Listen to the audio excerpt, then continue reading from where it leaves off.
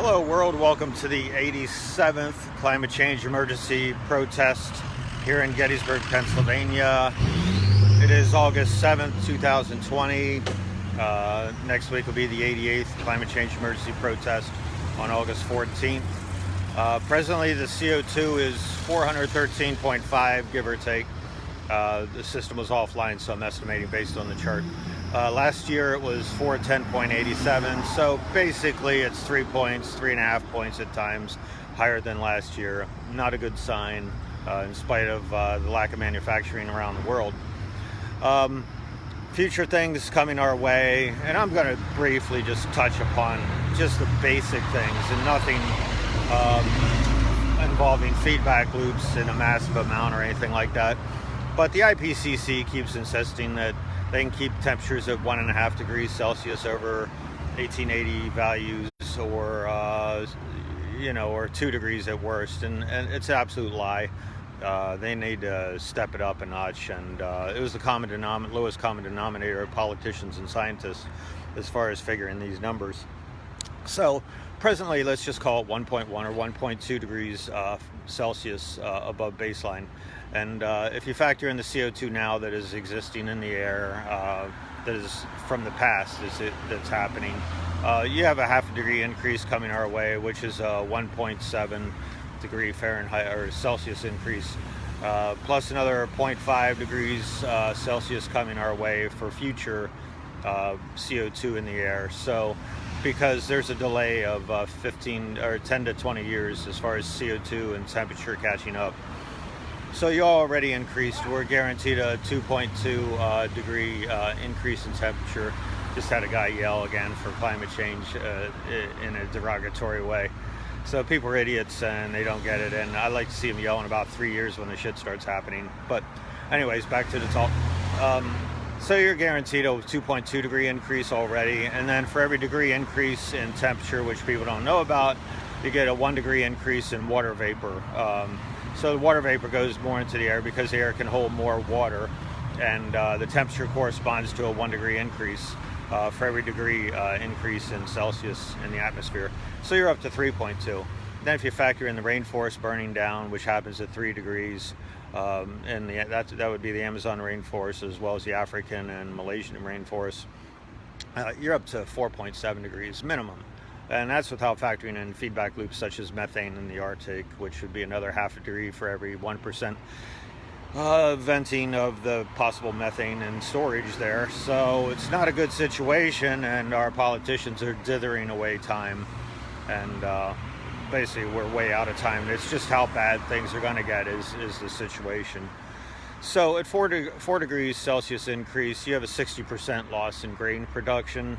And also at 4 degrees, it isn't 4 degrees in the central area where grain is produced. It's up to 8 degrees to 10 degrees increase because the center of continents tend to be hotter, and you'll get spikes in temperatures, which just kills off the grain. So you can get a thing called a flash drought. It's a term that not many people talk about, but it's a horrible thing as far as the water leaving the ground. So, you get your soil that's about 12 inches deep around the world at the most, and you can really destroy. That's good. I almost got hit by a truck. You can almost guarantee that the microbes die in the soil with lack of rainfall. So it's not a good situation again, but here we are. Phytoplankton die at 7 degrees, but by 7 degrees Celsius, it won't matter anyway because humans won't exist. But there are approximately 69 feedback loops, if not more, and I didn't even begin to touch upon them. And all these are factors that can contribute to increasing temperatures. So if we even hold it at 8 degrees Celsius, I'll be surprised if we don't end up with a hot house Earth with a 16 degree increase, and it won't matter. No humans or life will exist except for a couple of microbes. I'd be surprised if we hold it under 8 degrees Celsius, and probably no one will be around to witness that. Arctic temperatures, right now the world's temperatures are at 12.5 degrees around the world, which is, 54 degrees Fahrenheit. And, once the Arctic melts, then temperatures start jumping around the world. You still have Antarctica, but basically northern hemisphere temperatures can jump, and it could end up at 23 degrees Fahrenheit from 12.5 degrees Celsius. I'm sorry, from 12.5 degrees Celsius to 23 degrees Celsius. So that's a jump from 54 degrees up to 73 degrees or so. And that's devastating. What would happen is the jet stream almost totally stops, because the difference between temperatures in the Arctic and temperatures in the tropics is non-existent. The risk you run with that is that you started getting ocean stagnation, and what led to previous extinctions in a fast rate for mammals and anything else, any other life other than reptiles, which can adapt to it, is hydrogen sulfide gas. You get the hydrogen sulfide gas, it just kills off all animals. Another factor with increase in temperature is the ocean oxygen level drops, because warm water holds less oxygen than does cold water. So these are little things that the media is not covering and people don't know about, but you are hereby informed of it, and you guys are well on your way to becoming climate change experts as well, as if you just sit through these videos and then do your own research as well. So what happens though is that with societies is that the stock market ends up crashing, because you got an economic collapse, because you got food collapse, you got a social unrest and things like that. If the economy collapses, gold's worthless, money's worthless. Basically, you're back to a bartering system. A chicken for a bag of corn. Things like that. Grocery stores will be non-existent. You can't import food in a world that there's social chaos. So things, as we saw during the coronavirus, things that you took for granted, such as toilet paper and paper towels, if you extrapolate that then into food, you have total chaos. And also, if you extrapolate the fact that our governments basically abandoned us during the coronavirus, if they were totally a gun held to their head, they did the right thing, and even though they were supposedly doing the right thing, they were doing the wrong thing, which is, instead of bailing the people out, they spent a huge amount of money in the United States on corporations, which nobody even knows about as far as leverage goes. For example, out of the $3 billion package or $4 billion package, $500 billion of it could be leveraged against the Federal Reserve and the Treasury. And from $500 billion, they expand that into a $5 trillion. So instead of a $4 trillion package or a $3 trillion, it ends up being $8 trillion. But people don't know about that either. So right now, you got Trump running for president for re-election, and he is an absolute disaster. And I call upon the Republican Party to toss him out. This president will be the last president we have as far as being able to do anything about climate change. After that, it's just runaway, and it's going to be total chaos, and there won't be any surviving this with these kind of policies that he's put out there and done. So it's a horrible situation as far as having him continue as president. I'm not saying don't have the Republican Party. I used to be a Republican, and you need people in both parties. In fact, we need 4 or 5 parties to keep people honest and doing the right thing. But in the United States, it's just 2 parties, which is a shame. So you need the right people in charge. Mitch McConnell and a Trump and a Pence, they're just all about themselves and their corporations. And I know people in the Republican Party are better than that. And there are forward thinkers and everything. You're not a bunch of idiots, even though you might appear to be, because you're letting the dumbasses run the show.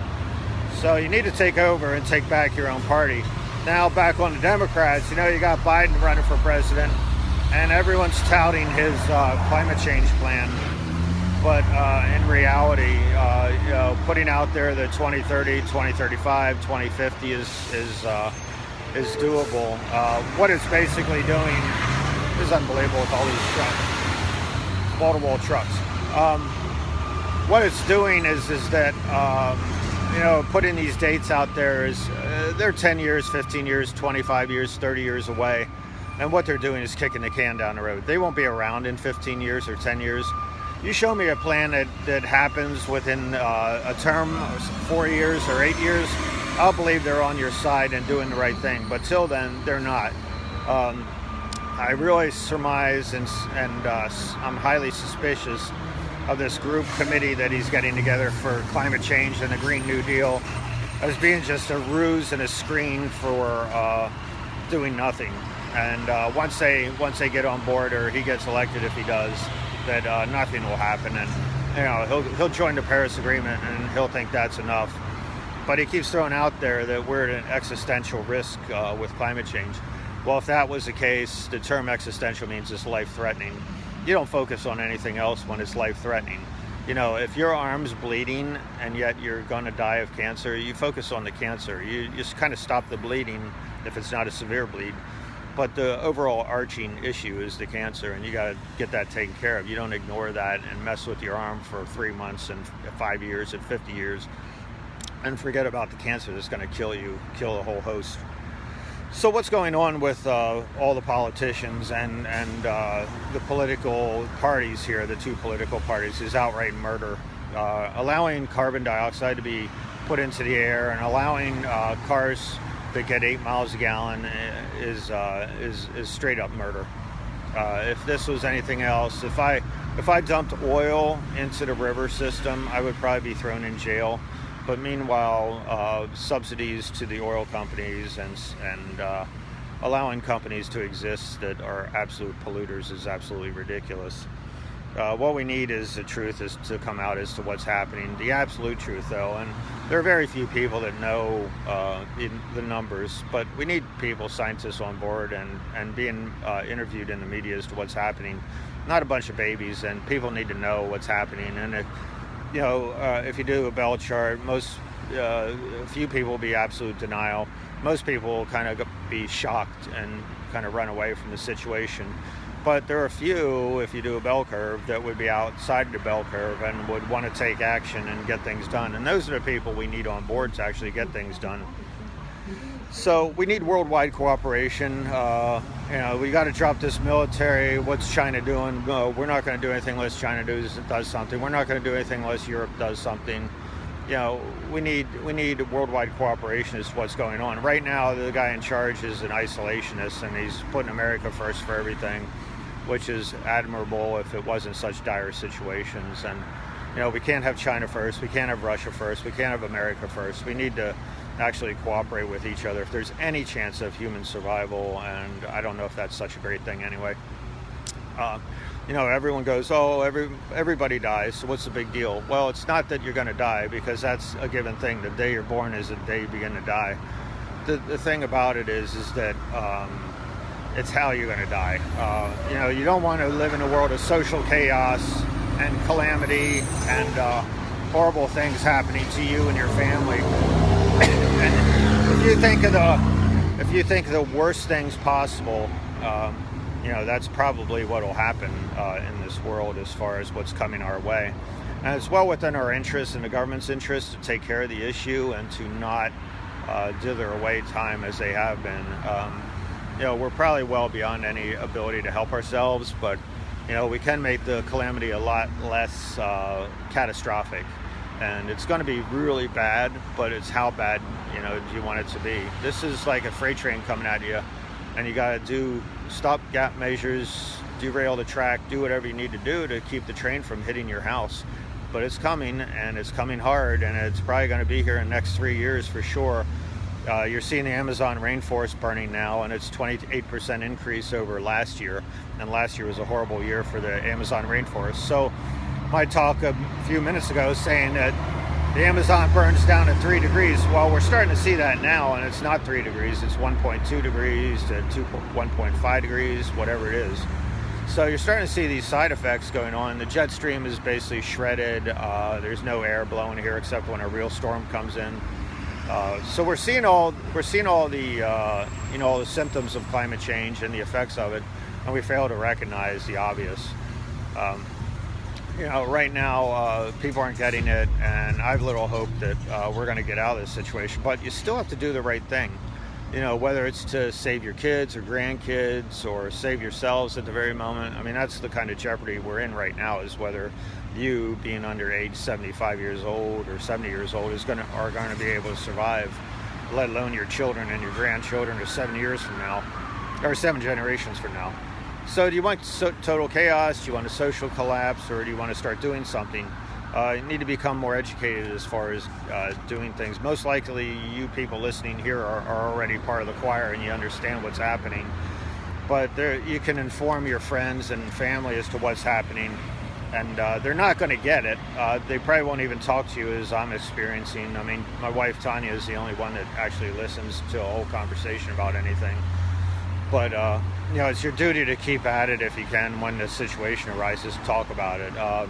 You know, personal experience is that, you know, I'm basically a climate change expert as far as what I know. I mean, there are a lot more issues involved, but I can pretty well tell you where we're going and the numbers and everything. And yet people don't ask me, you know, what's going on with the world or what's happening. You know, we had a 15 weeks or a 15-day stretch or 20-day stretch of 90s plus degrees. Nobody asked what's this all about, what's happening. They just said it's so hot, I don't understand it. And you try to explain it and they shut down. So it's a difficult situation, is trying to explain what's happening. So right now the politicians are like the tail wagging the dog. You got to tell the politicians what you want. And the only way you know to tell the politicians what you want is to become educated as far as what's happening. So do your studying.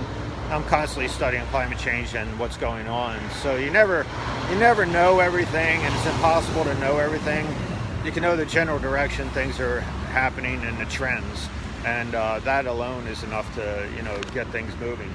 So I would really suggest, you know, you don't have to come out for my protest or your own, whatever. You know, you can do your own protest, inform people when you can, do things on social media like I'm doing, post things on social media. But main thing is right now, and the easiest way is to go on YouTube. You can go into watch Environmental Coffee House on YouTube or Facebook. Watch my videos. I put 86 of them up. This will be number 87. Will be on YouTube. You know, Tanya's on there with me at times for some of these videos. You know, also there are people that are extremely smart, that are scientists on YouTube. Peter Wadhams, Peter Carter, Paul Beckwith, I recommend highly. With Extinction Rebellion, you got Gail Broadbeck, Roger Hallam, who's no longer with Extinction Rebellion, but he's extremely smart and does excellent talks in front of college classes. You got, who else you got? You got Rupert Reed, you got Allison Green, as I said, hopefully I said her. And there are so many people out there, but you really need to try to educate yourself and continue to educate yourself as to what's happening. Tell your friends, send links, things like that. So I'll see you next week. That'll be August 14th. That'll be climate change protest, emergency protest number 88. See you later. Bye.